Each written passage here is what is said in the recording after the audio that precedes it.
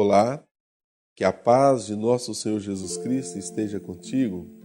Na aula anterior, estudamos sobre a pessoa de Cristo. Aprendemos sobre a deidade de nosso Senhor. Vimos a sua pré-existência desde um princípio indefinido. Estudamos sobre a sua marcante presença nas páginas do Antigo Testamento. Aprendemos até mesmo que o grande Eu Sou do Antigo Testamento é o próprio Deus Filho. Nesta aula, estudaremos sobre a pessoa do Espírito Santo. Vamos encontrá-lo nas páginas do Antigo Testamento e a sua atuante presença no Novo Testamento, no plano da redenção. A primeira palavra que aparece nas Escrituras Sagradas, que traduzimos por Espírito, é o hebraico Ruá. Ruá é, na verdade, no sentido etimológico, a potência de YHWH. É a respiração de Elohim, o hálito de Deus. Esta palavra é o mesmo Atman do sânscrito, o Den dos persas, o pneuma dos gregos, que derivou tantas palavras para o nosso idioma, como pneu, pneumonia e todas as outras relacionadas a ar. No entanto, não podemos dizer que Ruá seja a pessoa do Espírito Santo da divindade. Nem tampouco podemos dizer que Ruá é um ar comum, porque é a respiração do próprio Deus. Como vimos na criação, Ruá é o sopro de Deus que deu vida a Adão. Por isso é o símbolo do Espírito Santo. São muitas as passagens bíblicas que apresentam a palavra Ruá, quase todas traduzidas por Espírito, mas temos outros símbolos do Espírito Santo na palavra de Deus. O Espírito Santo é simbolizado pela água, pelo fogo, pelo óleo. Tudo isso são símbolos, figuras de linguagem em que a palavra de Deus emprega para nos apresentar a missão grandiosa do Espírito Santo. Temos exemplos diferentes que a palavra também foi traduzida por poder. E um exemplo típico é a história de Elias e Eliseu. Vamos ver o que diz a palavra do Senhor. Sucedeu, pois, que, havendo eles passado, Elias disse a Eliseu: Pede-me o que queres que te faça, antes que seja tomado de ti. E disse Eliseu: Peço-te que haja porção dobrada de teu espírito sobre mim. E disse: Coisa dura pedistes. Se me vires quando for tomado de ti, assim se te fará. Porém, se não, não se fará. E sucedeu que, indo eles andando e falando, eis que um carro de fogo, com cavalos de fogo, os separou um do outro, e Elias subiu ao céu num redemoinho. O que vendo Eliseu clamou: meu pai, carros de Israel e seus cavaleiros, e nunca mais ouviu. E travando dos seus vestidos, os rasgou em duas partes. Também levantou a capa de Elias, que lhe caíra, e voltou-se e parou à borda do Jordão. E tomou a capa de Elias, que lhe caíra, e feriu as águas, e disse: Onde está o Senhor Deus de Elias? Então feriu as águas, e se dividiram elas para uma e outra banda. E Eliseu passou. Vendo-o, pois, os filhos dos profetas que estavam de fronte em Jericó, disseram: O espírito de Elias repousa sobre Eliseu. E vieram-lhe ao encontro, e se prostraram diante dele em terra. 2 Reis 2, 9-15. Se olhássemos com o olhar natural, de um homem natural, poderíamos até dizer que o espírito de Elias estava na sua capa. Mas, na verdade, o poder que Elias possuiu e depois Eliseu passou a possuir é o poder de Deus em uma vida consagrada, o que hoje atualmente chamamos de unção. Falando de unção, a unção tem um sentido histórico. Os guerreiros antigos, quando iam à guerra, deitavam-se óleo em suas cabeças e também em seu escudo para poder deslizar as armas do inimigo. Isso lhe dava a proteção. O emprego do óleo tem um sentido real também. Sempre que um rei estava para tomar posse de seu reino, deitava-se óleo sobre a sua cabeça para lhe dar a estética de realeza. O óleo também era empregado no caso das enfermidades. Quando uma pessoa tinha uma chaga, uma úlcera, empregava-se óleo no sentido terapêutico. Nós vamos agora fazer uma dinâmica para você ver como se ungia uma pessoa. Atualmente, o ministro do Evangelho, quando vai ungir uma pessoa, apenas asperge o azeite sobre a fronte desta pessoa. Mas no Antigo Testamento era um pouco mais exagerado. Pegava-se uma botija de azeite e entornava literalmente sobre a cabeça do ungido. Uma pessoa ungida quer dizer exatamente que está protegida contra os ataques de Satanás, é uma pessoa que tem um aspecto real e é curada de todas as suas enfermidades espirituais e físicas. Vamos ver agora alguns exemplos bíblicos de unção. No livro de Levítico, no capítulo 8, versículos 10 a 12, apresenta a unção do tabernáculo e de Arão como sumo sacerdote. No livro de Números, no capítulo 11, versículos 17, 24 e 25, apresenta a unção dos 70 anciãos. Já em Deuteronômio, no capítulo 34 e versículo 9, temos a unção de Josué. E no primeiro livro de Samuel, no capítulo 10, versículo 1, apresenta a unção do primeiro rei de Israel, a unção de Saul. E é bom lembrar que nenhum rei de Israel ocupou o trono sem ser ungido. Temos já a unção dos juízes no próprio livro de Juízes. Exemplos, capítulo 3, versículo 10, capítulo 11, versículo 29, capítulo 13, versículo 25. E no livro de Samuel, tanto no primeiro quanto no segundo, e também nos dois livros de Reis, apresenta a unção dos profetas.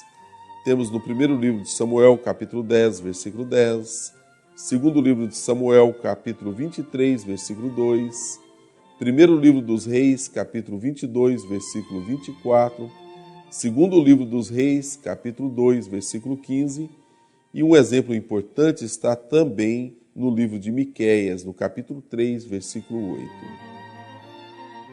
Um dos grandes mistérios da divindade apresentados na palavra de Deus é a encarnação de Cristo. A encarnação de Cristo é representada pela figura do Messias no hebraico, que significa ungido, e de Cristo no grego, que significa ungido. Em Isaías capítulo 61, versículo 1, apresenta a unção profética do Messias. E uma leitura muito solene sobre o Espírito Santo, nós encontramos no Salmo 139. Tu me sondaste e me conheces. Tu conheces o meu assentar e o meu levantar. De longe entendes o meu pensamento. Cercas o meu andar e o meu deitar, e conheces todos os meus caminhos. Sem que haja uma palavra na minha língua, eis que, ó Senhor, tudo conheces. Tu me cercaste em volta e puseste sobre mim a tua mão. Tal ciência é para mim maravilhosíssima, tão alta que não a posso atingir. Para onde me irei do teu espírito, ou para onde fugirei da tua face? Se subir ao céu, tu aí estás. Se fizer no céu a minha cama, eis que tu ali estás também. Se tomar as asas da alva, se habitar nas extremidades do mar, até ali a tua mão me guiará e a tua destra me susterá. Se disser, de certo que as trevas me encobrirão, então a noite será luz à roda de mim. Nem ainda as trevas me escondem de ti, mas a noite resplandece como o dia. As trevas e a luz são para ti a mesma coisa.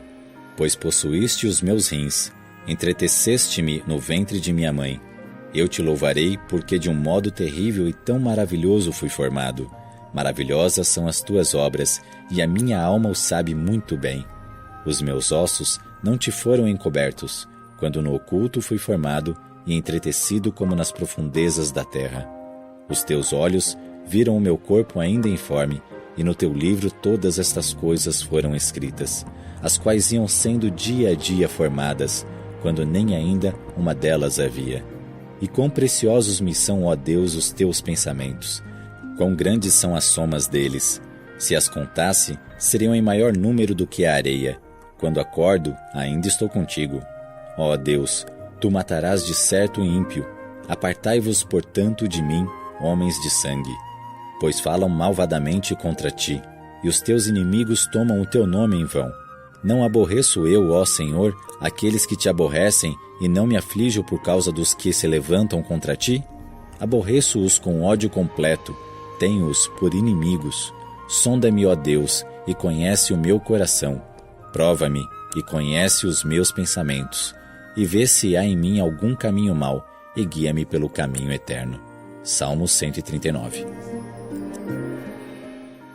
Um culto só pode ser assistido pelo próprio Deus, mas há um relato muito interessante da palavra do Senhor que se encontra no livro do profeta Isaías, um relato que o próprio Deus permite Isaías assistir um pouco do culto.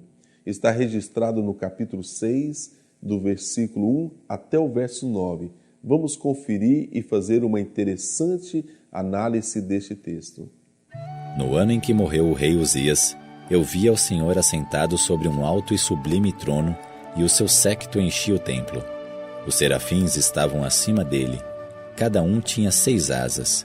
Com 2 cobriam os seus rostos, e com 2 cobriam os seus pés, e com 2 voavam. E clamavam uns para os outros, dizendo: Santo, Santo, Santo é o Senhor dos exércitos. Toda a terra está cheia da sua glória.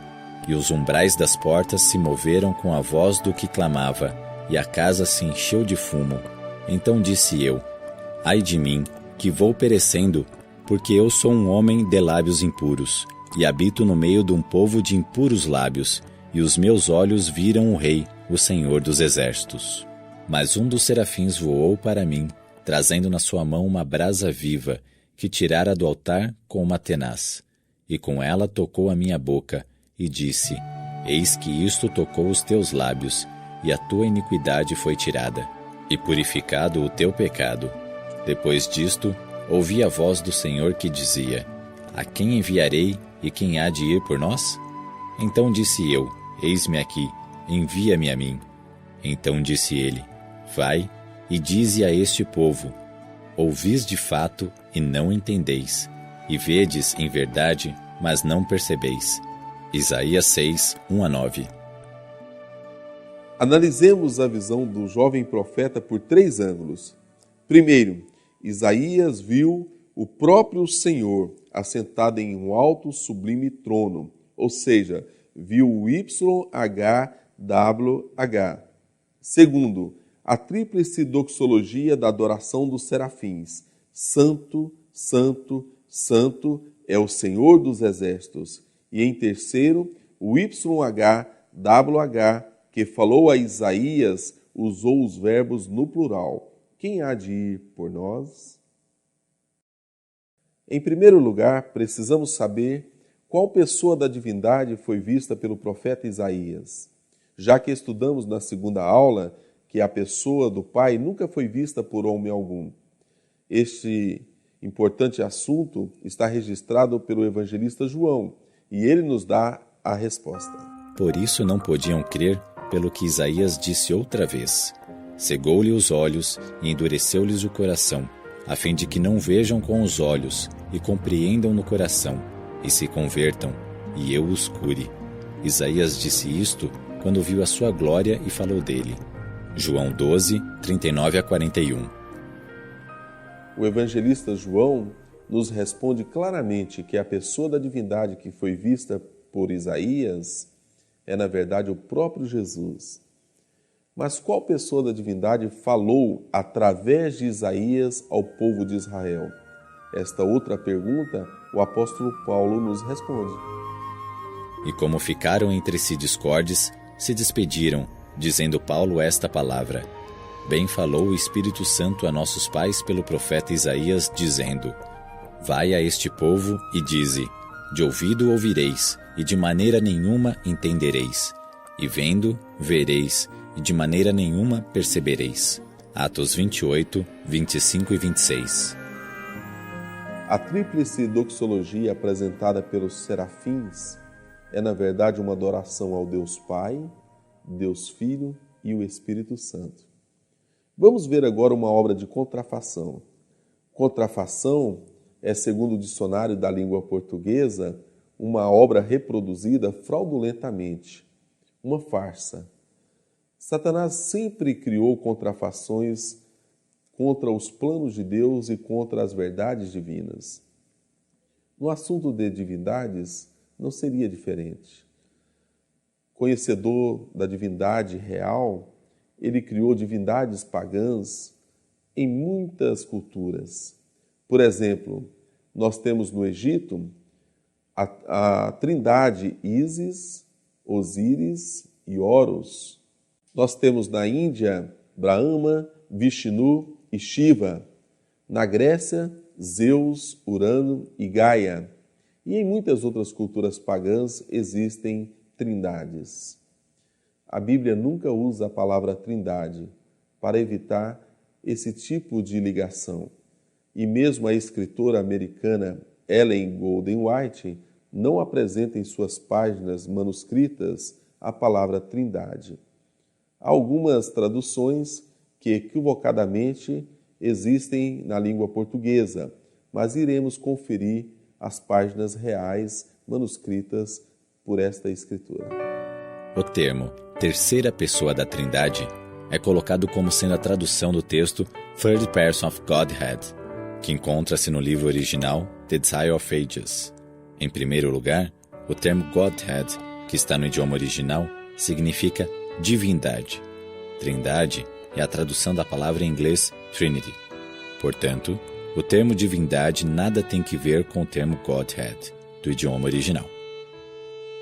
Queremos enfatizar que a pessoa do Espírito Santo sempre foi ativa no governo universal. O fato da pessoa do Deus Pai e da pessoa do Deus Espírito Santo não ser assim tão apresentável nas Escrituras Sagradas não indica a inexistência. Na verdade, o próprio Cristo disse que as Escrituras Sagradas testificam dele, mas o apóstolo Pedro afirmou que estas mesmas Escrituras foram inspiradas pelo Espírito Santo.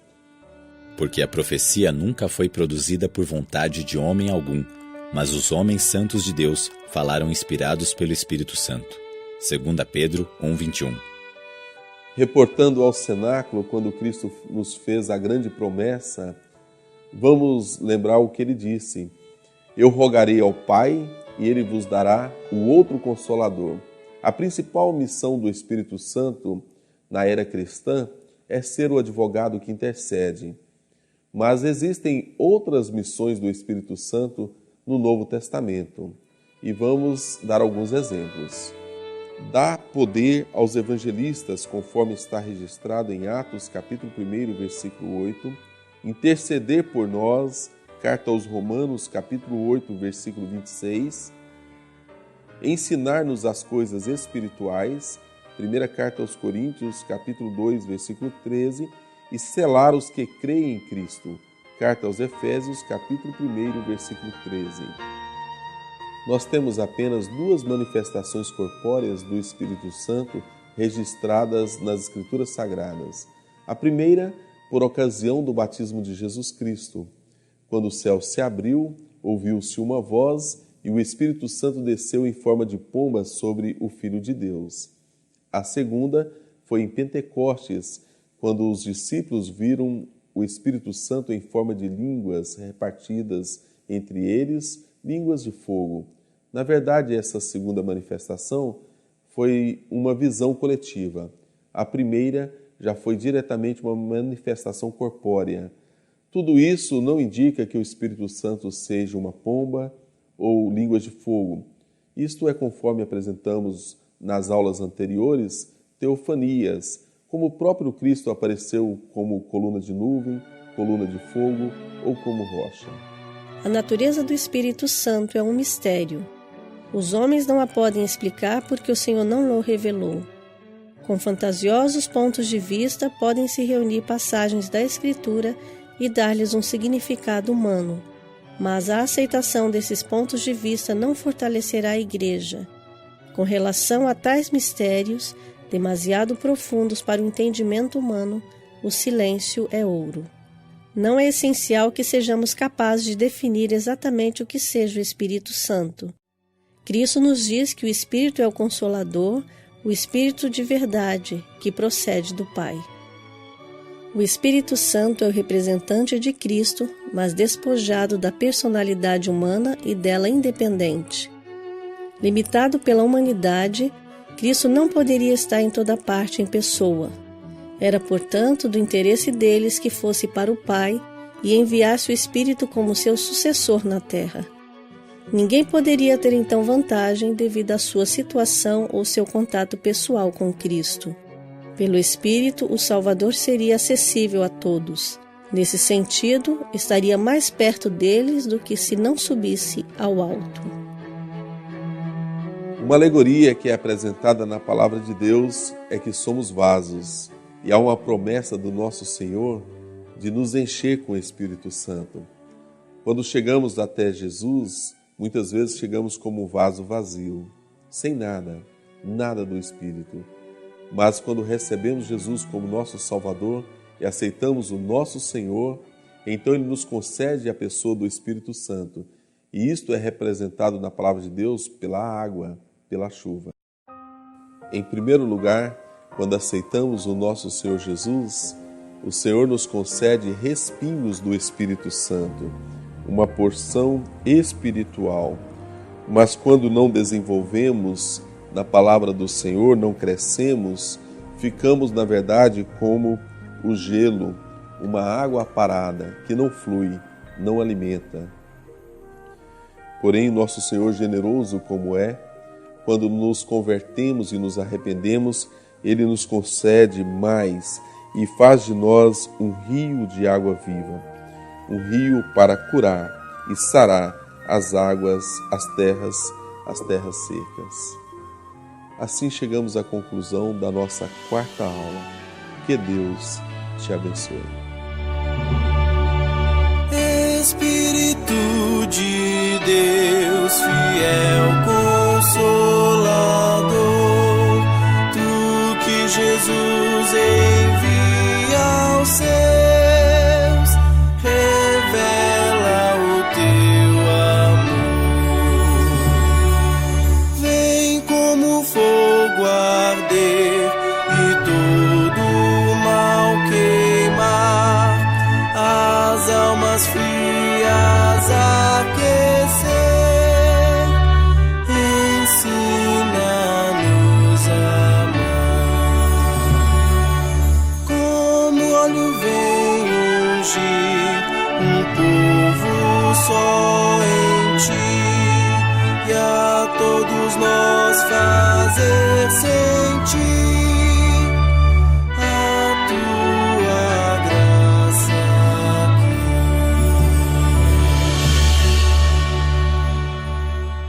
Bem, chegamos com a graça do nosso Senhor ao final da quarta aula. Uma aula interessante que estudamos sobre a pessoa do Espírito Santo, a sua missão, o nosso Consolador.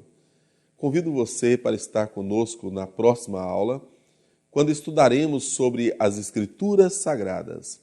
Vamos estudar sobre a formação do cânon do Antigo Testamento e do Novo Testamento. Quem são os autores dos livros sagrados? Em quais línguas foram escritos?